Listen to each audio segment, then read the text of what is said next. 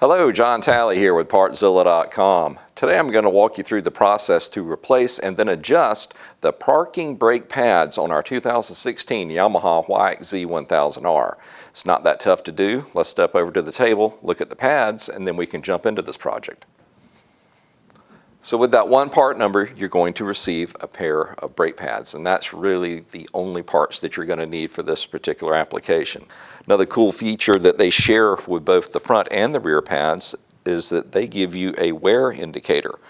When it actually wears down to this point, they're completely done. Now what I do want to stress is that you have a good working surface, a good floor jack, and then a pretty substantial pair of jack stands to hold the unit up, because the last thing you want to do is have this thing slide off and then take you with it. Now, any tools that I use, I'll call out the sizes to where you can minimize your trips to and from the toolbox. Well, now that we've got our part ready to go, let's jump over there and dive into this.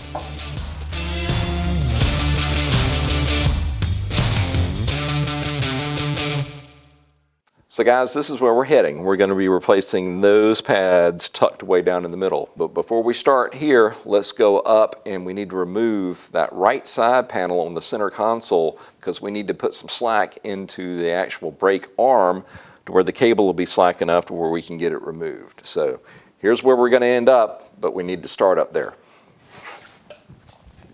So the panel we're looking to get out of the way is this one on the right side of the center console. To give us a little bit more room to access it, we're going to pop the seat bottom out of the way. Really simple to do. Lift up on the front and it'll just pop out of the way, and then we'll start pulling those rivets. Your bolts are just going to be 10mm head, and to get those plastic rivets out, it's just a flat blade screwdriver.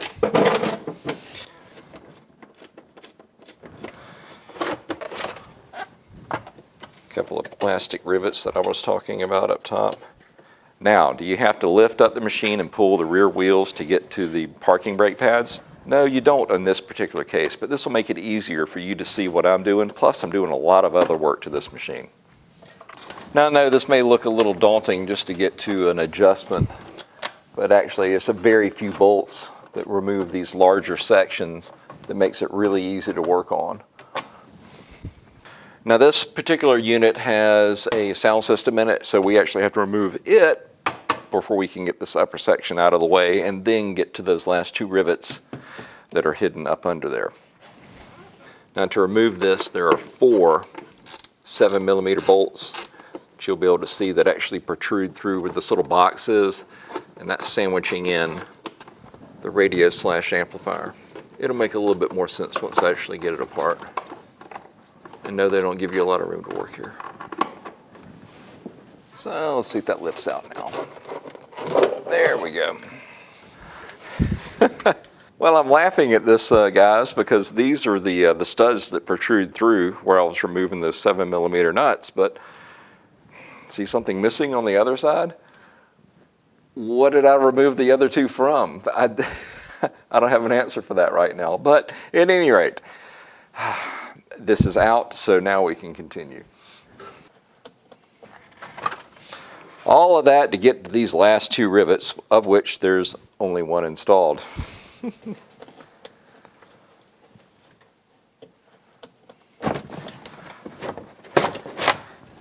There we go. So we've got this removed, and this is our parking brake cable, but no, this is not where you adjust it.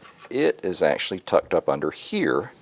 And what we're going to do is remove or loosen up this lock nut, bring this in, and that's going to give us the slack we need to get the pads replaced on the caliper. So it's a 10 and a 12. Break it loose. Bring that in. That should give us plenty of slack. Alright, so let's head back, get the caliper pulled off, and we'll get those brake pads replaced and then readjust everything. So I've got the bolts broken loose. It's a 14mm, but before we actually remove them, they're actually these 2 14mm right here and right down here at the bottom. Let's go ahead and get the brake cable off. That way we can drop out the caliper from the bottom. This is where that adjustment came into play. Now we can reach in, finish taking out these 2 bolts, 1 parking brake caliper, and there's our wear indicators. And were they completely worn out? No, but they were getting close. So let's get these pads out, and that just takes a 5mm Allen. Hopefully I can hold it still here. Yeah, we got it.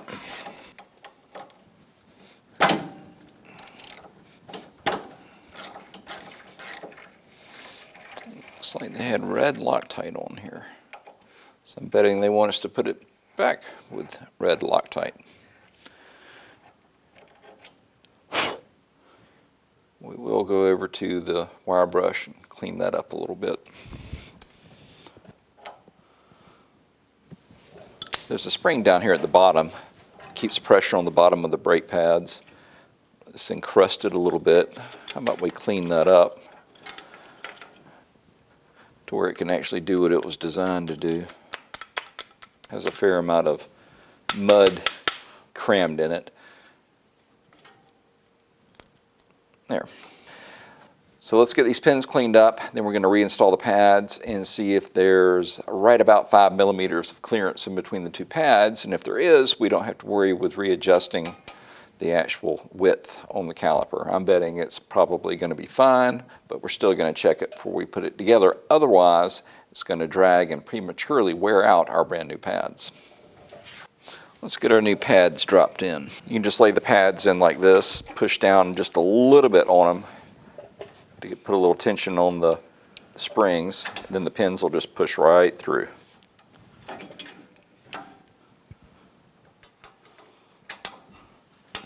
Now, a little bit of red Loctite, and we can tighten them down.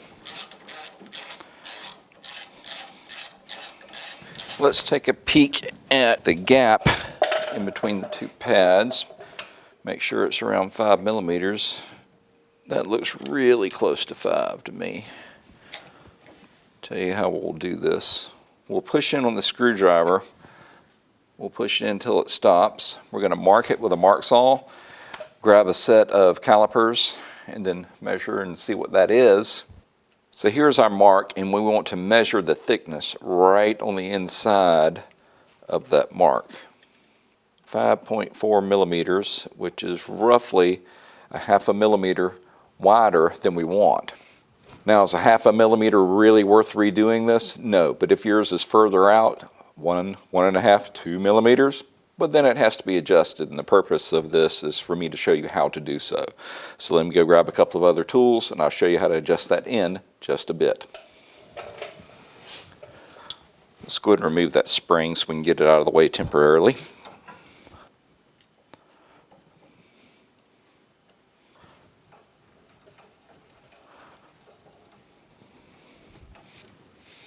All right, now we want to rotate the caliper arm shaft, which is this part right here. This is a 12mm nut, if you want to call it there, that is part of the shaft, and you want to rotate it counterclockwise until it stops. Like that. We're going to reinstall our arm. We're going to grab it over here as far as we can, and then bring it over. Temporarily install the stopper nut to hold the arm in place. Doesn't have to be tight yet. Now let's take a measurement on our screwdriver with that tapered edge, and we want to find where 4.7mm is. That's right there. Let's mark it.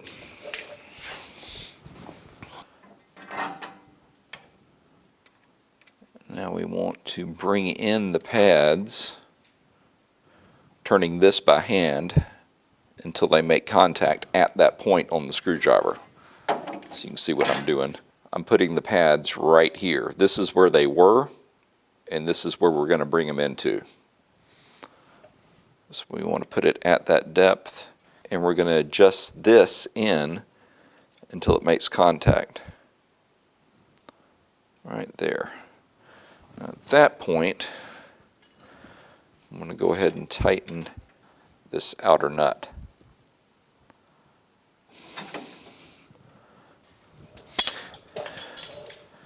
Now our pad clearance is right at 4.7 millimeters.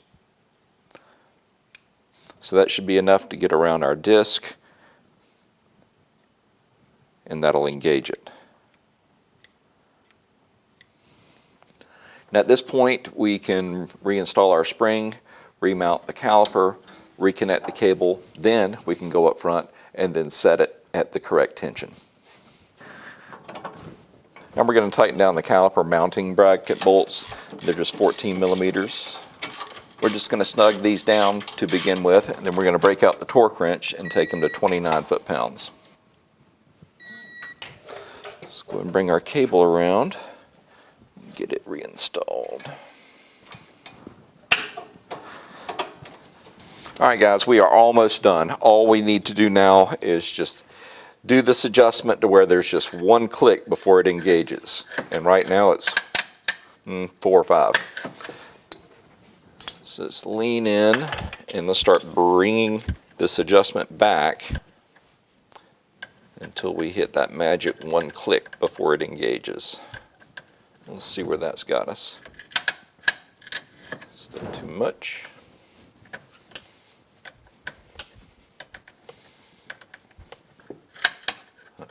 Getting close.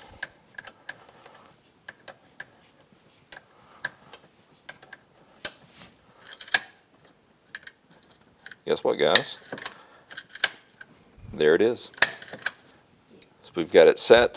Let's go ahead and bring up our lock nut.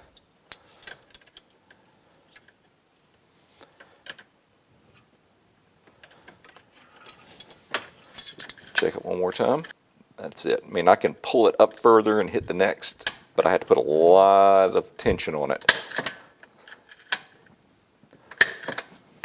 There it is.